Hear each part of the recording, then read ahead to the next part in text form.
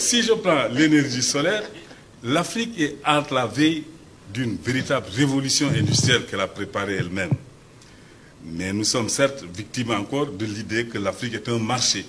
C'est une chasse gardée. C'est-à-dire, il faut éviter qu'on ait des locaux qui fabriquent des produits qui nous empêchent de vendre les nôtres et donc qui nous suppriment notre marché. Mais si je prends l'énergie solaire, c'est une véritable révolution industrielle qu'elle prépare. Si on prend la façon de cuisiner, qui jusqu'ici ont amené que les bois de feu et la déforestation massive, aujourd'hui, avec l'énergie solaire, des fourneaux solaires commencent à circuler. Si on prend tout ce qui concerne le dessalement de l'eau de mer, cela est possible par énergie solaire. De même, si on prend les moyens de transport et de communication, des brevets d'invention sur le train électrosolaire existent. L'Union européenne des chemins de fer le sait. Mais nous avons des problèmes encore d'obstacles, de gens qui disent qu'il ne faut pas qu'ils fassent ça en Afrique parce que les véhicules à pétrole ne marcheront pas, ne nous donneront pas beaucoup d'argent, notre marché est supprimé, etc., etc. C'est pour ça que je suis optimiste. Et je me dis, le jour où l'Afrique formera ses propres élites, comme Myriam le dit, probablement les choses changeront et qu'on enlève l'idée de l'aide internationale. Aucun pays du monde ne s'est développé par l'aide et la mendicité internationale. Il faut que nous comptions sur nous-mêmes d'abord, évaluons nos faiblesses, nos défauts et comment nous améliorer. Notre présence en Europe nous a...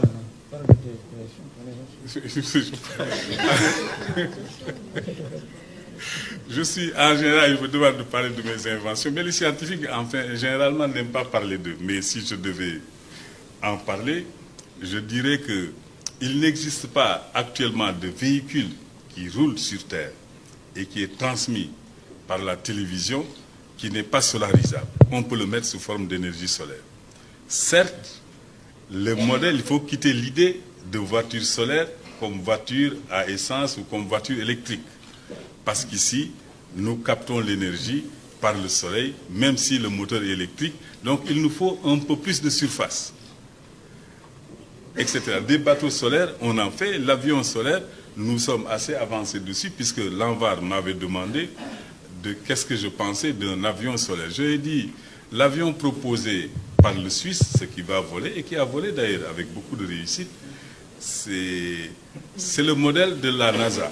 C'est-à-dire, si vous prenez l'envergure, la distance entre les extrémités des ailes, vous avez 60 à 70 mètres, ce qui est l'envergure de l'Airbus. Et la capacité de transport ne dépasse pas 150 kg. Nous arrivons à faire, avec maximum 30 mètres d'envergure, à transporter 1200 kg.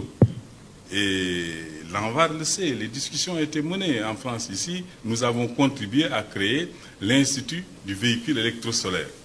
Évidemment, ça nous a coûté beaucoup de difficultés, puisque le gouvernement français à l'époque, pour eux, si tu veux être illustre, il ne faut pas parler de solaire en France. Ici, il faut parler d'autre chose. Alors, ce brevet d'invention existe et ça a été difficile de les avoir ici d'abord parce que quand on dit on propose un train électrosolaire, au départ, ils rejettent toujours. Ils disent, bon, ça, regardez les autres bibliothèques, il y a peut-être des Européens qui ont inventé. Donc vous êtes obligé de regarder les autres bibliothèques. Et parfois, ça demande 6 mois de finir toutes les bibliothèques. Eh bien, si vous finissez, vous venez aussi, ils disent non, nous, on n'accepte pas. Alors, il a fallu que je voie le directeur de l'INPI et je pensais qu'il allait arbitrer. Lui aussi, il prend son micro pour voir pays par pays où est-ce qu'on a inventé le train électrosolaire. Parce que pour lui, c'était impossible que ce soit un Africain. C'est normal, c'est l'imaginaire français qui est construit depuis des siècles. Ce n'est pas vous qui l'avez construit, vous en êtes le résultat. On a toujours dit le noir ne fabrique, était incapable d'inventer. Vers la fin, il m'a fait un papier pour qu'on accepte le dépôt. Et quand je suis venu donner ce papier et déposer, j'ai demandé, mais pourquoi pendant 6 mois, on me fait tourner et on n'acceptait même pas le dépôt.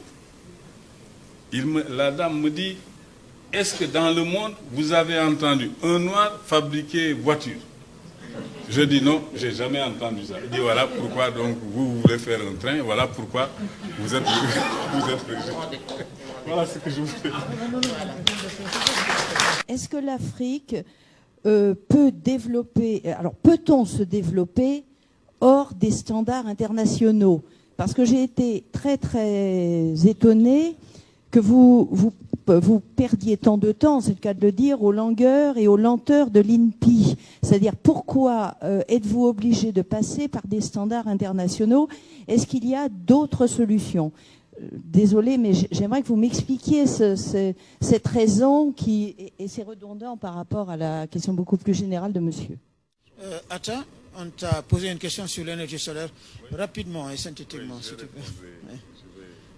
Est-ce qu'on peut se passer de l'INPI et des normes occidentales? Ça, pas maintenant. Parce que l'Afrique est tellement habituée à se référer au milieu occidental. Si je descendais au Sénégal, j'ai inventé une automobile, on va dire c'est un noir. Bon, ils sont noirs comme moi, mais ils vont dire oh, ça là, c'est pas sûr. Si on dit, si je déposais brevet d'invention en Afrique, j'avais commencé par déposer en Afrique un brevet d'invention sur le train électrosolaire et je pensais que l'OAPI, qui est africaine, bon, il n'y a pas de problème, c'était pour bénéficier des droits et des taxes que les chefs d'État donnent sur les brevets d'invention. Le directeur de l'OAPI m'écrit « Monsieur Atta Diouf, soyez modeste. Parler de train électrosolaire, ça c'est impossible. » Attends, la gauche, là. Donc, c'est vous dire que à l'heure actuelle, l'Afrique est à un point tel qu'il y a le complexe.